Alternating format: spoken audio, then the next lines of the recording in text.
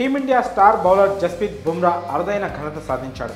విశాఖపట్నం వేదికగా జరిగిన రెండో టెస్టులో అద్భుతమైన ప్రదర్శన కనబర్చిన బుమ్రా 9 వికెట్లు తీసి జట్టు విజయంలో కీలక పాత్ర పోషించాడు.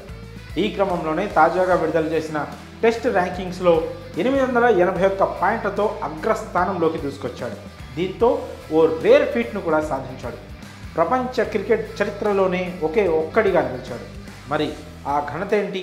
పూర్తి వివరాలను ఇప్పుడు చూద్దాం.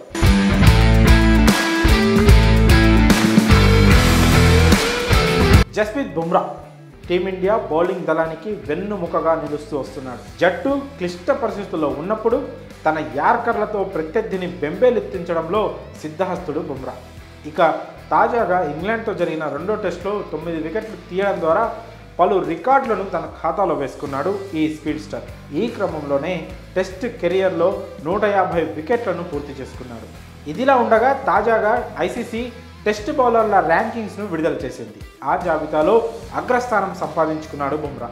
దీంతో ఓ అరుదైన రికార్డును నెలకొల్పాడు.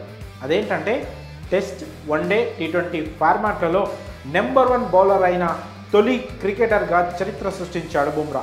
ఇప్పటి వరకు ఏ బౌలర్ కూడా 3 ఫార్మాట్స్లో ఫస్ట్ ర్యాంక్ సాధించలేదు. ప్రస్తుతం బుమ్రా టెస్టులో నెంబర్ 1 బౌలర్గా ఉండగా గతంలో వన్డేల్లో, టీ20లోనూ అగ్రస్థానం ఆక్రమించిన విషయం తెలిసిందే.